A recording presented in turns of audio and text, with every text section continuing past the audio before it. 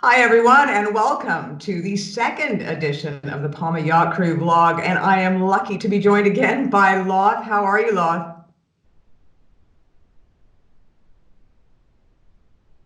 I'm good. Good to see.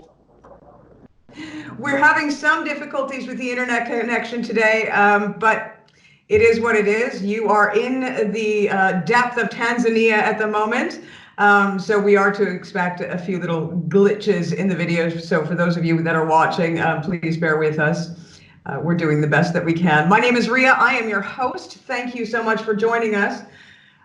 We were talking with you last time, Loth, a little bit about your life, your safari company, etc. And there was a lot of things that I felt that weren't covered as far as your tribe. And I was really, really interested in the Maasai tribe as a whole and the cultures and just sort of the traditions. So I wanted to have you back to talk about that. So if maybe you could start telling us a little bit about the ancient traditions, sort of what it means to be a Maasai tribe member.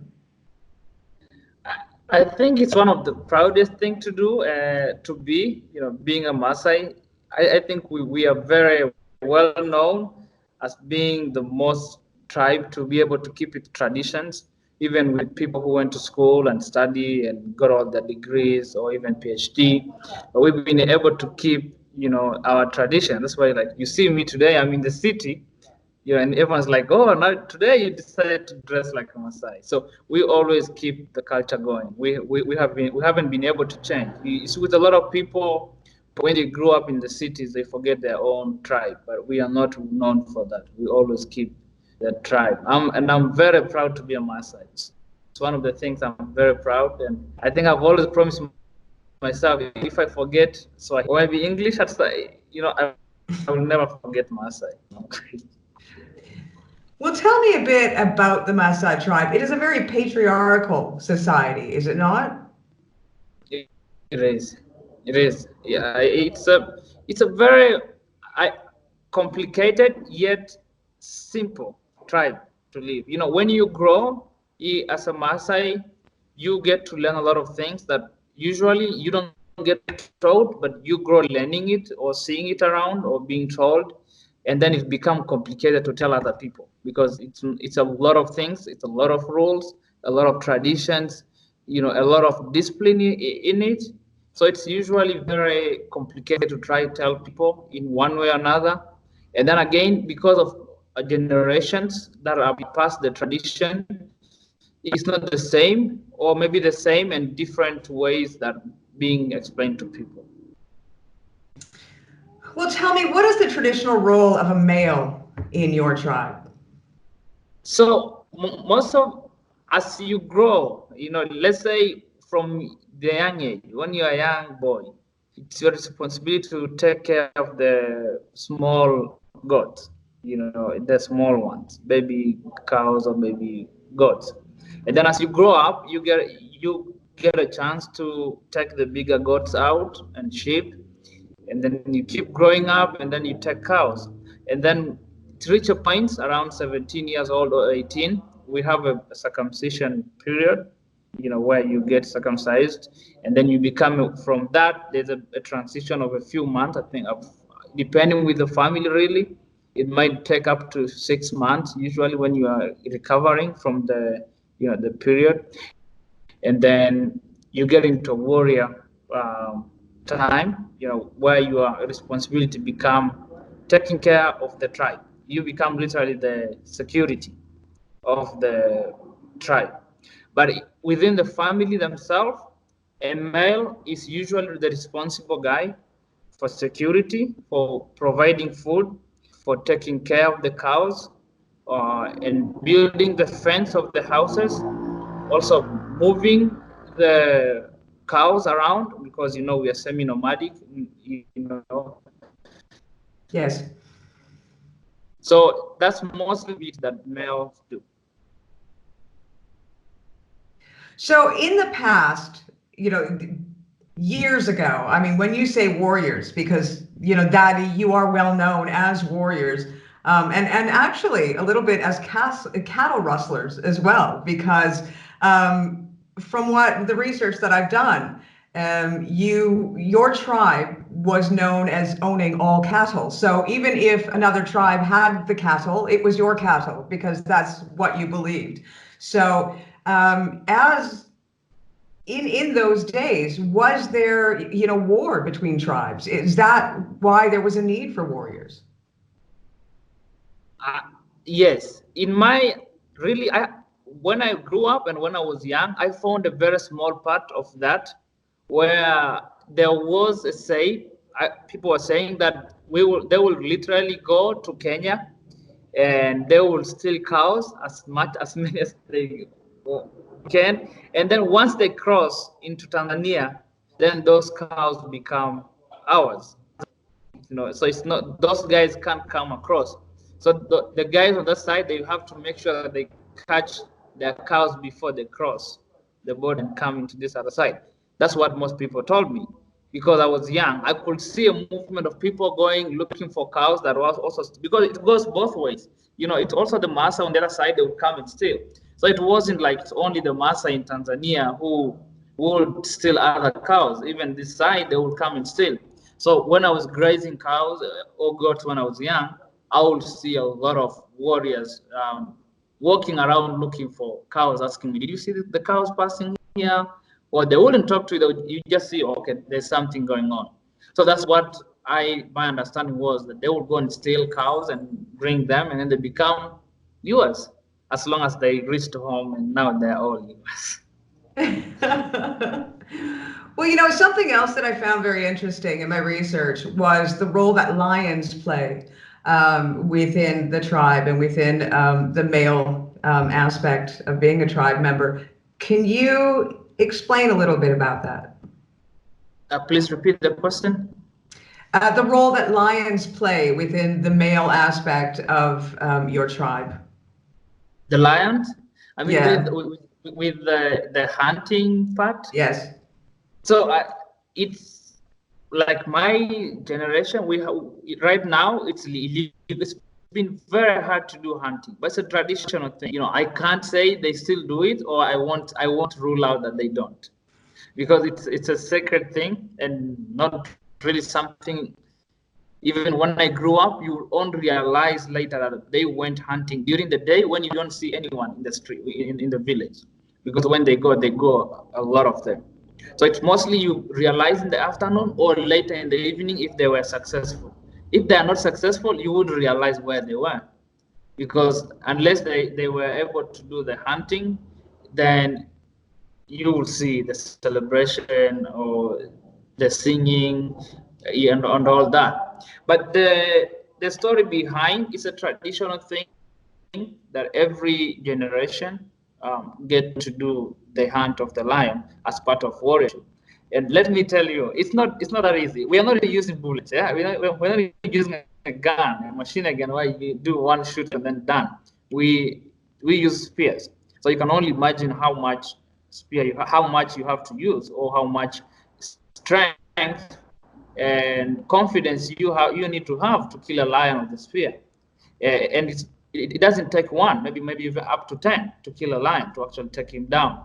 But there's a belief that the first guy to actually throw the spear is actually the guy who killed the lion, even though all the other guys have to kill to finish up the killing.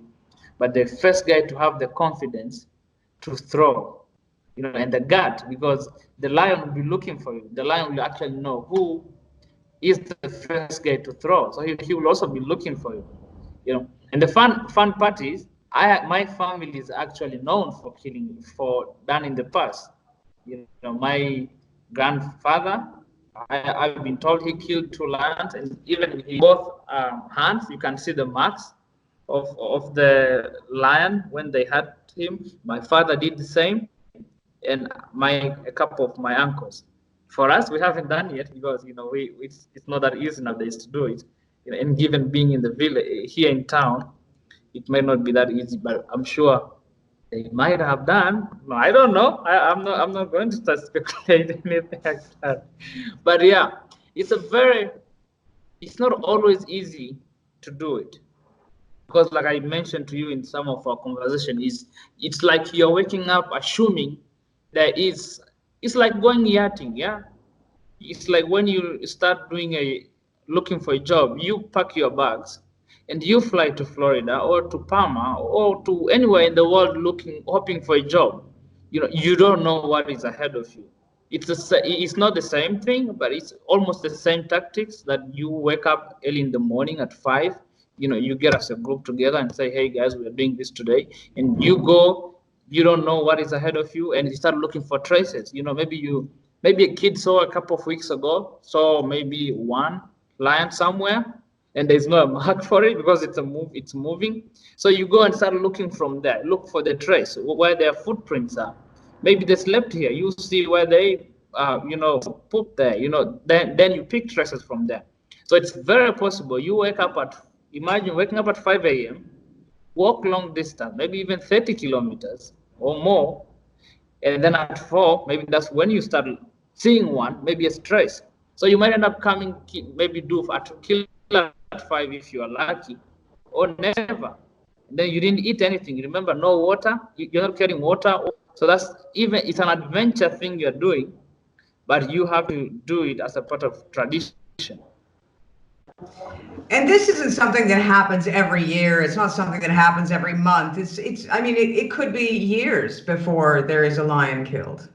Yeah, it's like, I think the last time I heard actually that they did an actual traditional hunting of a lion, maybe it's 5 years ago. I haven't really heard it. It's not because they do during their peak time of being warriors, and there's a time it reaches, they start getting older. As you grow, and there's always usually about 7 years space between one generation and another one. So 7 up to 10, depending, because the current, like for us now, our generation will be the one to actually give the other generation over. So we might decide to delay, we might give it earlier, like how the previous guys gave to us. It's up to when they actually give it away. So it's not always a frequent thing like you wake up and say, oh, there's lion, let's go kill. No, no, no. It takes time, and also you have to be ready. You can't just wake up and say, oh, I'm going. No, because it's not easy. Like I say, the lions are more frightening than you see on the pictures. As soon as you start seeing them and they feel the danger, then you will really sense that he's ready for the fight. It's not going to be that easy. So it doesn't happen every often.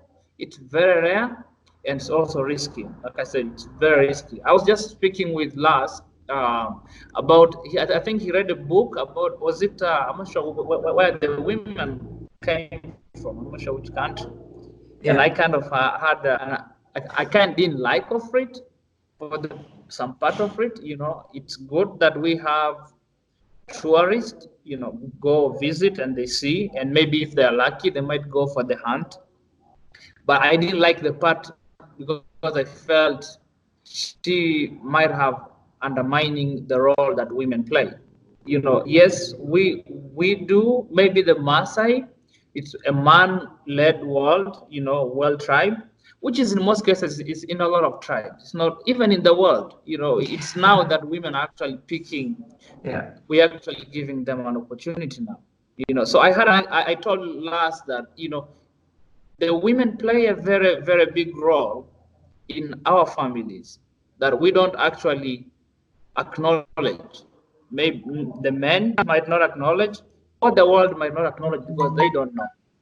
Like I said, the Maasai male are the one busy taking care of the family or of the cows, looking for food. So then who do you leave at home? Yeah. You leave the women at home. They prepare the food. So when you come, you're tired, you eat.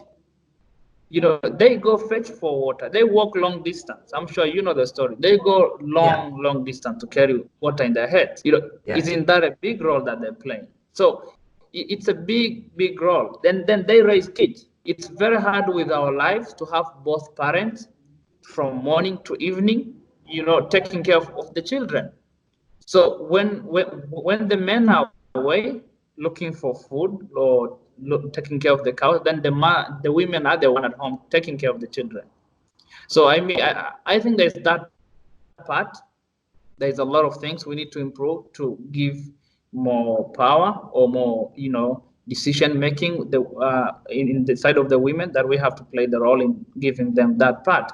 But let's not say we don't give them, they don't have a responsibility, because they do play a bigger role. Without them, the men wouldn't be doing all those things that we praise, like the Maasai warriors, the Maasai, the nomad one. The women are playing the central base to give the men that opportunity to be praised or to be talked about. Well, I think, it's not just the tribe. I think that's an issue the world over. Women have traditionally been in that role of caregiver, which is equally as important as what the man does, but it was never acknowledged. So it's not just the Maasai tribe, I think. It is pretty much the world straight across the board. But is it not true that women in your tribe, they're very involved in building homes and that sort of thing as well? Yes, they actually build the houses. It's Yeah. in nowadays that because the type of houses are changing, that men are also involved. But in most cases, as I they build from the start to the end. So that's really true. And nowadays, because the type of houses that people are building now, it's more of like a more permanent based houses compared to the previous years. So men are a bit also involved in going up to the mountain and get the right trees, but still women are playing a big role. They usually do. The thing with the Maasai is we are a very community based people. You see, when you build a house like in Florida, or I see some yachties go away, maybe like Panama or Mexico, build their houses. You build a house paying somebody, or you build by yourself, correct? That's Mhm. the perspective. But with Maasai, if my mother is building a house, she will probably ask me to buy 2 kilos of sugar, or maybe rice and beans, and then she'll cook, and then a couple of friends, maybe 5 or 10 women, will go to the bush, get grass, and then come, then they get us a team and build the house and help her finish the house. And you don't pay them anything. They contribute and they help and they support you. So there's that community thing that, okay, maybe Loth mom is building a house, let's go. So she called them, then they all do that of building a house. So it's very rare to find one person just building the house by themselves. There's always a part that people as a community play the role.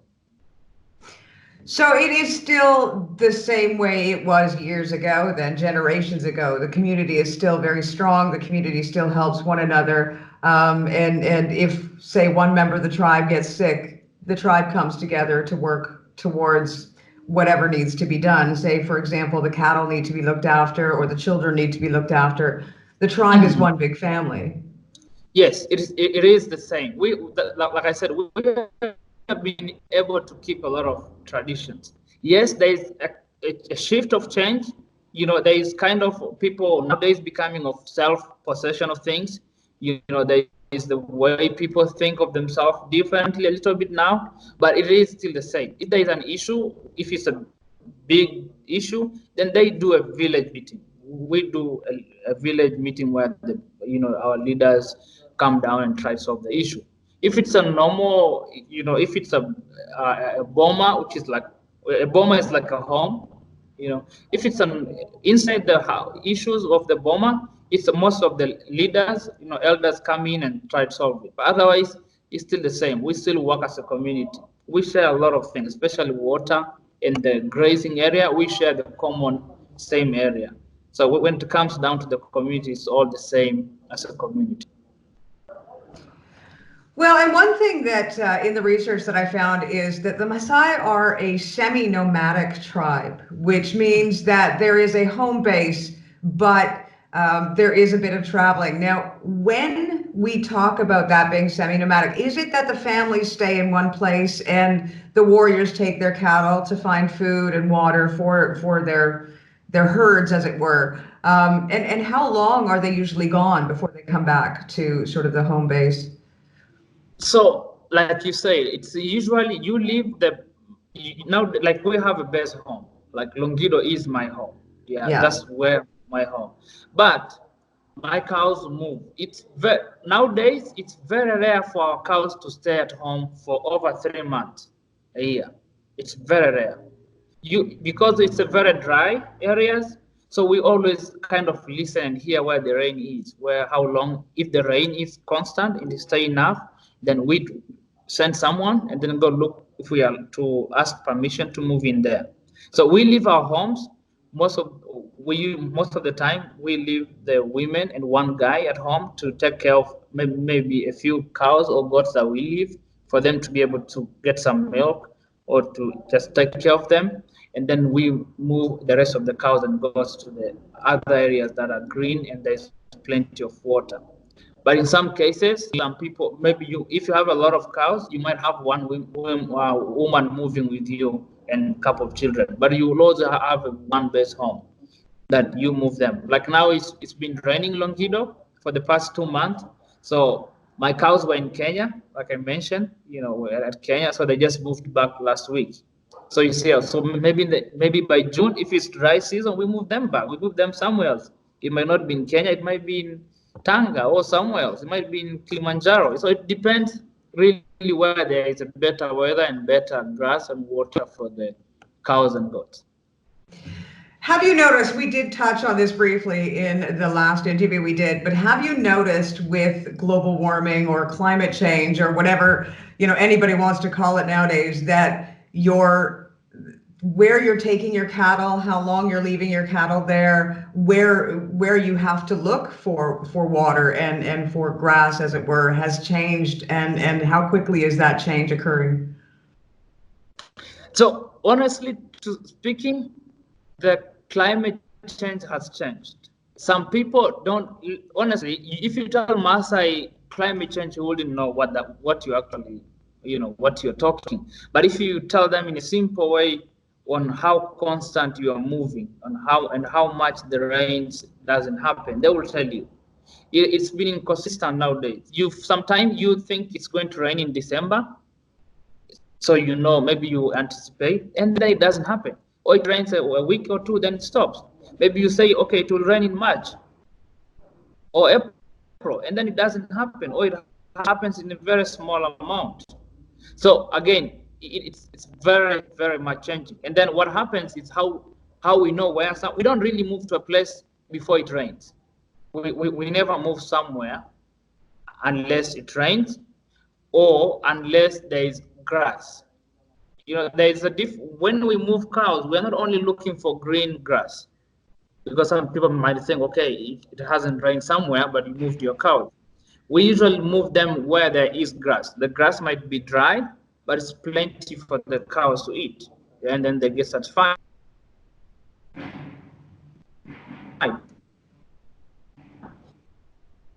Then there is water. If there is water and then there's grass, then that's fine. But in most cases, we have to hear where there is rain. People speak, okay, here, and we wait how long it rain, and then we, or you call somebody you trust, and say how much it has rained. And let me say how I think technology, especially the phone, the telephone, has helped a lot in our tribe. Yeah, in most of we use people we use phones for internet here in the in towns or in the cities. We used to check videos. Maasai use the phones to actually call if they lose their cows. They use the phone to call if they need to ask how the weather is there, or they call to ask for help if there is an issue. And they don't have this. We have smartphones. I have a smartphone, but they have a simple button phone. It probably Yeah. maybe less, maybe like $5, here, or maybe 10 if at the most. They have the basic easy phones that helps them to connect. So in one part we blame climate change, and then in one part we thank technology. Yeah. But I mean, do So you find that it like years ago that there was, For example, we would take our cows to this place between February and March, and every year there was sort of a pattern that you followed. Has that changed? Yes, Okay. it has. I grew up not sending our cows very far. I grew up where we send our cows somewhere where you can actually walk and go see the cows and then come back in the evening. But nowadays we send our cows and go somewhere there's no way you go and come back the same day. So that has changed a lot. We used to stay in the same area, almost the same, within the same district or the same local area. But nowadays we even cross borders. We even go to a different region because of how it's been changing. So yes, that has really changed nowadays. And how much of a time frame would you say it has been that you've noticed that change? Is it a short time frame, a matter of maybe 10 years or a little bit longer? It's 10 years, a little bit, not. It's been changing like slowly. You don't really notice that much, but until the past 4 years, it's been a huge change with the climate on how it's very different nowadays. So it's been changing a lot. Yeah. So, I mean, with your tribe, what do you think the future is going to bring? Is there going to be any changes? Do you think that the tradition is going to stay the same? Are you going to be able to continue to live the lifestyle that you've always lived? I think there's been efforts on both the government and the leaders have been trying to work to, one, educate people, because you find a lot of Maasai have a lot of cows. They have cows because of the pride. Like I say, a lot of cows and more children, and the richer you are. The belief, right? But there's been a big change on how to educate people. They're not trying to eradicate the tradition and the culture, but they're trying to have a level to which you can actually being able to survive throughout this period of the drought season. So there's been a way of educating people on how to being able to have fewer cows, which I think it will take time to be honest. Yeah, I think it's going to be very, very hard to maybe by the time we actually getting a little bit like elders or all, then maybe it's true. But right now it's very hard to tell somebody who grew, believing that cows and a lot of children and a lot of women are my pride. Yeah, and you're going to tell them now, no, sell half of your cows, and then you'll be fine. Yeah, and then tell them to do business. But I think our generation, my age mates or are into businesses right now, they do a lot of small, cows business and all that. It might be a big boost to try be able to survive in the future. But I think our culture is going to stay. A lot of things that are good, they're really we're going to be able to, stay there. Well, I imagine now that, for the longest time, I'm assuming your tribe was fairly isolated. You went about doing what you did and you weren't bothered unless, of course, there was, conflict over cattle or borders or land, etc. But nowadays, the outside world is fast approaching and fast encroaching on your culture and your society and the way that you exist on a daily basis. And so I imagine that is influencing how the younger generation views the world and views life as a tribe. Like I said, I think we have a lot of areas that haven't been touched. I can guarantee you that there are some villages that you can't go with the car. In Maasai areas. And I see people have been to an actual city, and see the actual house. When you say it's a concrete house, or when we say it's a tarmac road, there are some people who have never seen what that actually means. Or when you say white people, they might not even have an idea how a white person look like. Yeah. So there's some areas, especially like in Ngorongoro Crater area, where the other Maasai live, or Loliondo. They understand what the tourists mean, but I believe and I confident that in my village or in my district, there's a lot of Maasai who have no understanding of what those things mean. So I think it will still take time with technology or with all this global understanding to come into everyone. But most of the kids go to school nowadays, like with the foundation that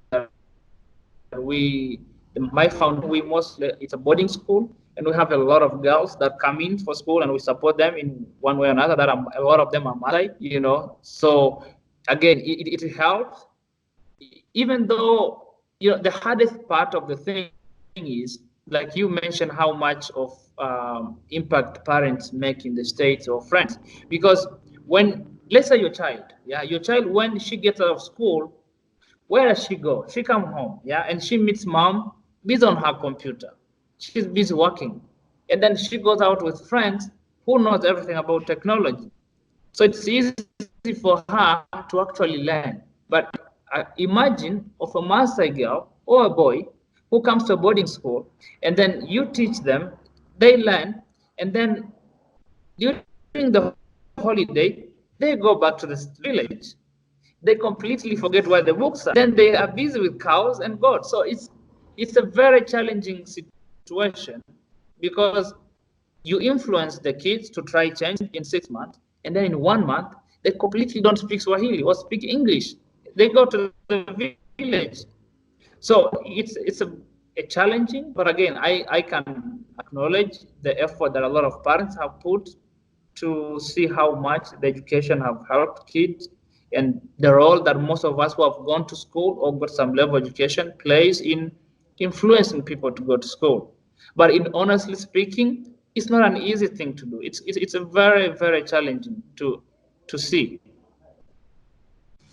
I can imagine. I mean, I would hope that it doesn't impact the culture of your tribe too much because, I guess it's six of one and half dozen of the other, really. You want to get better education. You want to be able to feed your families and run businesses, et cetera, because as you said, climate change is affecting the situation with your cattle. But at the same time, the value structure, the value system that your tribe has, you don't want to lose that. And sometimes that will go away as a result of, just changing priorities and changing values. Yeah, but like I said when we started our interview, one of the people who are very proud of that cultures and tradition, it's us.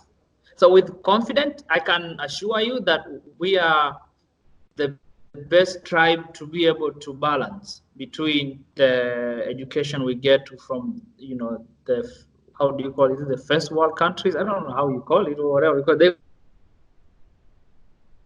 call it the third world country. So whatever you call it, but we are the best tribe to be able to keep it. And I think I'm a very, there is, yes, there are bad traditions that have been very strong, not liking it, but I've been a very good supportive on keeping my traditions, my culture, that I think they are the most important things to keep. So I can confidently say that with the education we get, it will not ruin our culture or our traditions, unless they are traditions that we think it's for the best for everyone. Right. Well, and that's good to hear because I think, I think the fear generally straight across the world is that we're going to become this one culture as opposed to all these many cultures that make it such a beautiful and wonderful world that we can experience. But speaking of experiences, I was talking to Lars and I think he had a little suggestion for you, which I found actually rather interesting and something that I might be interested in attending. Uh, so I am actually working with Lars and possibly you as well. We are starting a package. It's called Maasai Experience. So in even though I have all the packages, safari to go to the national parks or go to a village for 1 day, Zanzibar and Kilimanjaro trekking, but we are actually thinking of having a special package that is specifically target doing experience in Maasai. So I have said what men do, you know, they go graze cow, they go look for water, and then in the morning the women milk cows and goats, then they do some biddings, you know, make things, they go fetch water. So we want to create a package where we let people, what I'm actually saying right now in this interview.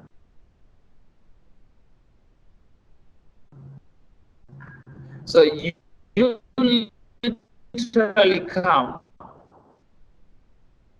to Tanzania and take you to the village. We'll be with you. We will let you wake up, live the actual life for the whole period. It might be 7 days. So we will teach you how the women do something, how the men or when they go look for cows, how do you where? If we go look for water, how far do you walk? You walk with us. We go for it. We go together. And then, so, and you don't just go and send your cows inside the water. No, you go and wait. There's a line. There's maybe cows that came before you. So you actually get to learn the actual life of the Maasai in the village. And how long would this package be for? Would it be, you know, a couple of days? Would it be 7 days? What are you thinking? So right now we are thinking at 7 days. But Yeah. again, we are open for people who want to do 5 days, who want to do more than 7 days, but we are targeting 7 days so that we get a chance to actually give you to actual taste and live the actual life, how it goes. So if you come during the dry season and the cows are not there, you leave, you see what's the difference, and then we go to where the cows are, where the goats are, and then you go see how they live, where the new home is, and how they actually sleep there. So it's really getting back to the land, really getting down to what life is like without, you know, electricity and without, you know, the running water and showers every morning and all of those things that we sort of take for granted, I think, on a daily basis. Air conditioning when it's too hot or heating when it's too cold. Mind you, you don't have the issue of being too cold. But getting rid of all the modern day conveniences and living the way that man used to live, not just in the Maasai tribe, but man on the face of the planet used to live, you know, generations ago. So this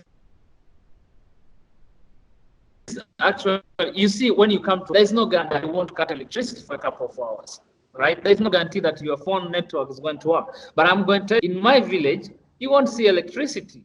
Yeah, there's maybe a house with a solar, but if they charge 1 or 2 phones, the solar is dead, you know, and then until the next day. So no, I'm being honest with you. And then with the cellular, we might take you to a location where you don't get a cellular, but don't worry, you're always going to be safe. The thing is, we'll always have vehicles with our guests. There's always supplies with everything from medication, and Yeah. we are doing like a safari where we cover almost everything. We have things in the vehicle in case of an emergency, or in case you fail to, you know, eat the food there, because we want you to explore and eat the actual food there. But if you fail to eat, you know, we'll get you something there. So we are always covered in case of anything that you're ready. So you shouldn't worry too much like, oh, what happened if I don't get water?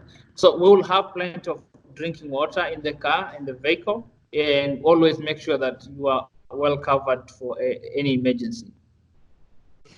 Well, you know what? I mean, actually, I just thought of a question that is of interest to me. Yes, you have medical facilities and you have the ability to get medical, but in the past, if somebody was ill, who treated them?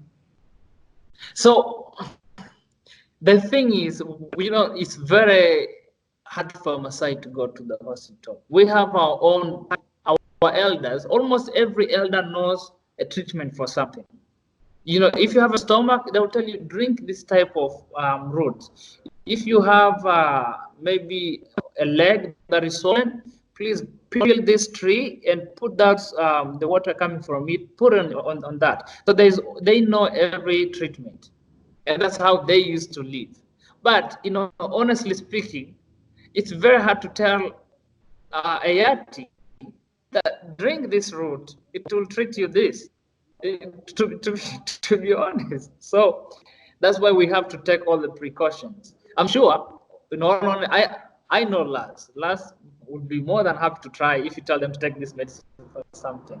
He's an adventurous guy. So, I know for sure if I tell him, okay, will be fine, he will trust, because you wouldn't drink something we know for sure it's not a medicine.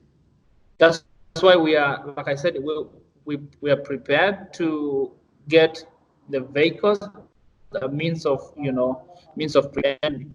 On our packages, remember we have the rescue, for flying doctors as well, just in case it's an emergency and really emergency situation. So we are well covered, but we want to make sure that unless it's an emergency thing, then we will let you, use those other means of help. But otherwise, we want you to actually live the actual life of the Maasai.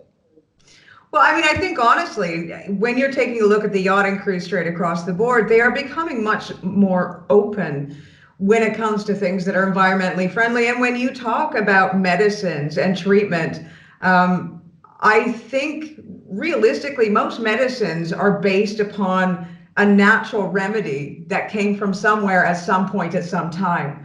And what's happened is the pharmaceutical companies have come and taken them and added this and added that, and then added on maybe $10,000 to it to make it worth something more than what it is. When if you strip it back down to what it naturally is, it works a million times better, and it's free because you can get it in the forest behind you, no matter where you may be. I mean, you may have the different sort of local things that work for whatever there, and the same from my home in Canada. The Native Americans, they will have what they have that treat different illnesses there.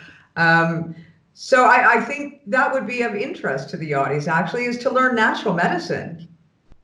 So, like, the funny thing is, I just had a baby, yeah, and then in the hospital, they tell you when the kid's sick, use natural medicine, use the local medicine.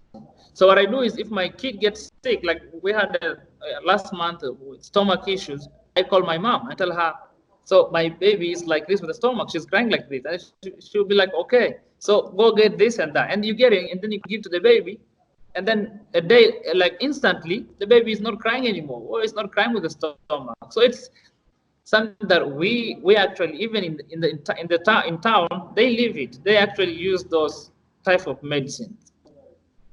Well, I think when you're talking about, generations of, if something was going to kill somebody, that would have happened 200 years ago, and they'd have quickly discovered that that wasn't the plant that fixed whatever it was that was wrong. So your ancestors have already died to prove the medicine, I think.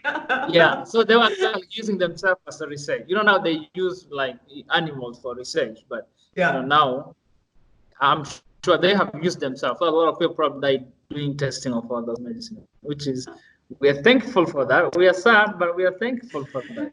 That's why. I know I shouldn't laugh, but when you talk about it that way, it is kind of funny. But it's my dark sense of humor, I guess. But yeah, I mean, the whole experience, I think, is really exciting because the ability to go and just live the simple life. We are so inundated with technology nowadays. We hardly acknowledge one another. We hardly speak to one another. Everything is done via cell phone. People rarely even answer their phones because they're texting. They don't want to have that connection. So the ability to go and live in your village and experience the pride and the culture that is still very, very strong, and traditions that are very, very strong, I think is a lovely thing. And I think there's probably going to be quite a few people out there that would be really interested. I think there's also a reconnection to oneself that comes when you experience something like that, not just for the Maasai tribe, but as well for your inner well-being, as it were.